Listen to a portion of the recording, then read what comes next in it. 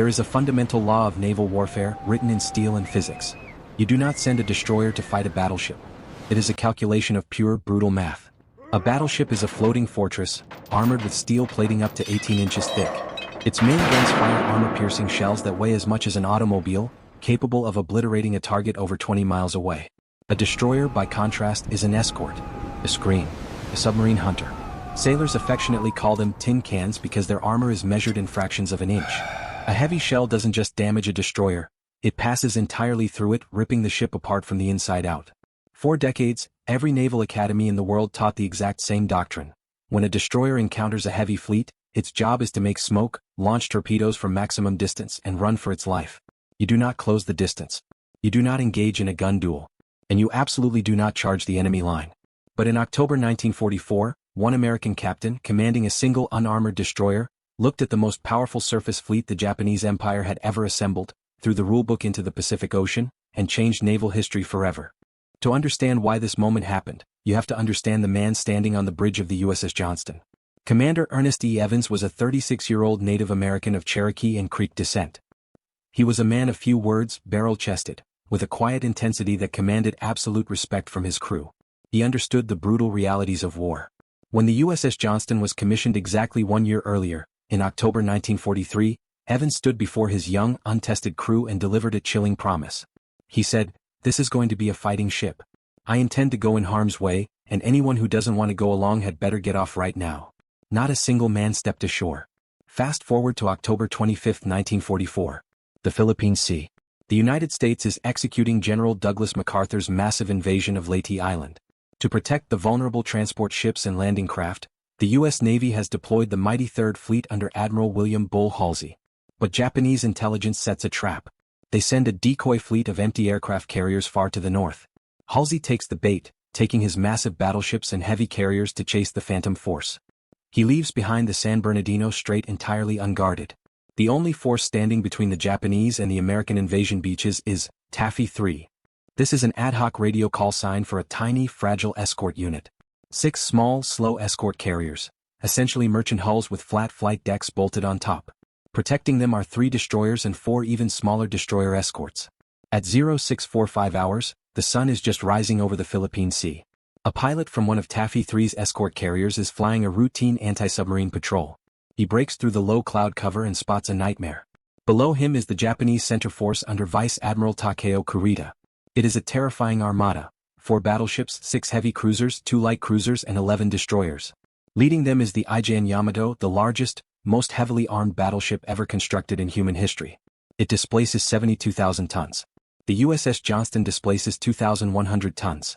The Yamato alone weighs more than every single ship in Taffy 3 combined. The Japanese fleet has slipped through the strait completely undetected. If they reach the beaches of Leyte, they will slaughter the invasion force, sinking the transports and leaving MacArthur's men stranded and doomed. Taffy 3 is caught completely out of position. The escort carriers top out at 18 knots. The Japanese heavy cruisers can easily do 30. There is no escape. The Japanese battleships immediately open fire, their massive muzzles flashing on the horizon. Geysers of water dyed red, green and yellow from Japanese targeting dye erupt around the American carriers. Complete annihilation is only minutes away. On the bridge of the Johnston, Commander Evans faces an impossible choice. He has no orders to attack. He has no backup coming. Evans does not wait for the radio to crackle. He does not ask for permission. He looks at the incoming fire, turns to his helmsman and gives the order that seals their fate. All hands to general quarters. Prepare to attack major portion of Japanese fleet. He orders the engine room to flank speed. The Johnston surges forward at 30 knots, belching thick, black smoke from her funnels to hide the vulnerable carriers behind her. The ship is vibrating violently, tearing through the swells. Imagine standing on a deck of steel no thicker than your thumb, charging directly into the teeth of 23 heavily armored warships. The air is split by the deafening shriek of incoming 18-inch shells. They sound like freight trains passing overhead. When they strike the water, they throw up columns of seawater 200 feet high. Evans is closing the distance. The Johnston only has 5-inch guns, capable of a maximum range of 10 miles. The Japanese can fire from over 20. Evans must survive 10 miles of a murderous gauntlet just to pull the trigger. The range is closing. 18,000 yards. 15,000 yards. 12,000 yards. Evans begins a terrifying game of maritime Russian roulette. He watches the muzzle flashes from the Japanese cruisers. He counts the seconds of flight time, waiting until the last possible moment, and then screams, "Hard left rudder," or "hard right." He is physically dodging artillery shells by violently fishtailing his ship through the water. At 10,000 yards, Johnston finally comes into range. Evans targets the lead Japanese heavy cruiser, the Kumano. Commence firing. The Johnston's 5-inch guns erupt. The crew fires with a frantic, rhythmic intensity. In the span of 5 minutes, the Johnston unleashes over 200 rounds. The firing is so rapid the gun barrels are blistering hot, the paint peeling off the steel.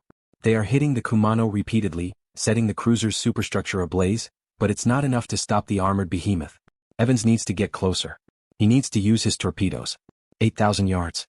7,000 yards. At 0715 hours, Evans pivots the Johnston to present her broadside. Fire torpedoes. All 10 torpedoes launch from their tubes, diving into the Pacific. Evans immediately orders a hard turn to retreat into his own smoke screen. 3 minutes later, a massive underwater detonation shakes the ocean. One of the Johnston's torpedoes slams perfectly into the bow of the Kumano. The explosion tears the front of the heavy cruiser completely off, halting it dead in the water. But the Japanese are not blind. 3 heavy battleships, including the Yamato, lock onto the Johnston as she tries to hide in the smoke. At 0730, the inevitable happens. 3 14-inch armor-piercing shells from the battleship Congo slam into the Johnston's deck. The impact is catastrophic. The shells rip through the unarmored steel like wet paper. One annihilates the aft engine room, instantly killing every man inside and cutting the ship's speed in half. A second shell obliterates the aft fire room. Seconds later, 3 6-inch shells strike the Johnston's bridge. The explosions tear through the command center. Shrapnel shreds the bulkheads. Steel twists and screams. The radar is destroyed. Power to the steering is severed. The ship is burning, limping, bleeding. Commander Evans is thrown violently across the deck. His shirt is blown entirely off his body. His hands are mangled, 2 fingers severed completely. Blood is pouring from his chest and face. By every metric of naval warfare, the Johnston is dead. The fight is over. If you find this kind of forgotten history as fascinating as we do, we'd be honored if you'd hit that subscribe button. We believe these stories of sacrifice and unimaginable courage deserve to be told. And by subscribing, you help us ensure they aren't forgotten. Through the smoke, the crew looks toward the shattered bridge, expecting the order to abandon ship. Instead, they see Ernest Evans rising to his feet. Covered in his own blood, missing fingers, bare-chested in the Pacific wind, he does not go to the infirmary. Because the bridge steering is gone, Evans marches to the fantail, the very back of the ship, where a manual steering wheel is located. He grabs the wheel with his bleeding hands. The Johnston is hidden in a rain squall. For 10 minutes, the crew desperately patches the damage. They restore power to 2 of their 5-inch guns. They can only make 15 knots. They have no torpedoes left. They have done more than their duty. But as the squall clears, Evans looks out at the horizon. The Japanese center force is closing in on the escort carrier USS Gambier Bay. The carrier is taking brutal hits, burning fiercely. Evans does not hesitate. From the fantail, he shouts the order to his helmsman. Commence firing on that cruiser. Draw her fire on us and away from Gambier Bay. The crippled Johnston, with only 2 working guns, charges again. They maneuver between the Japanese heavy cruisers and the American carriers, deliberately making themselves a target. They fire frantically into the Japanese cruiser Higuro. They score hit after hit. Then Evans sees an even greater threat. A Japanese light cruiser, the Yahagi, is leading a squadron of 4 destroyers in a high-speed torpedo run directly toward the vulnerable American carriers. If they launch, the carriers are finished. Evans intercepts. He orders the Johnston to cross the T of the Japanese destroyer squadron. A single, battered, half-sinking American destroyer places itself directly in the path of 5 pristine Japanese warships. Evans fires a relentless barrage. The sheer aggression is terrifying. The Johnston hits the leading Japanese destroyer, forcing it to break formation. The Japanese commander, completely rattled by this suicidal American ship, panics. He orders his squadron to launch their torpedoes prematurely. The torpedoes hit the water miles away from the American carriers, burning out harmlessly in the Pacific. Evans has single-handedly neutralized an entire torpedo squadron. But the Johnston can take no more. Japanese ships surround her on all sides, pouring fire into the helpless hull. The main deck is ablaze. Ammunition is exploding. At 0945 hours, dead in the water and sinking rapidly, Commander Evans gives his final order. Abandon ship. What Admiral Kurita and the Japanese center force didn't know was that they had already won the tactical engagement. They had the numbers, the armor, and the firepower to wipe Taffy 3 off the map and sail unimpeded into Leyte Gulf. But war is not just a math equation. It is a psychological struggle. Kurita stood on the bridge of the Yamato looking through his binoculars. He saw these tiny American destroyers, the Johnston, the Hull, the Samuel B. Roberts, charging with such ferocious, suicidal aggression that his brain simply refused to accept reality. Kurita convinced himself that no commander would throw away destroyers like this unless they were screening heavily armored cruisers and fleet carriers. He misidentified the slow, awkward escort carriers of Taffy 3 as Halsey's massive fleet carriers. The sheer violence of the USS Johnston's attack broke the Japanese command's nerve. Fearing he was sailing into a trap, terrified by the swarming American tin cans, Admiral Kurita ordered his invincible center force to turn around. The largest battleship fleet ever assembled retreated. MacArthur's invasion force was saved. The battle that was supposed to be a slaughter became one of the greatest upsets in military history. The actions of Taffy 3 broke the back of the Imperial Japanese Navy. They would never mount a major offensive fleet action again. Of the 327 men who sailed on the USS Johnston that morning, 186 were lost.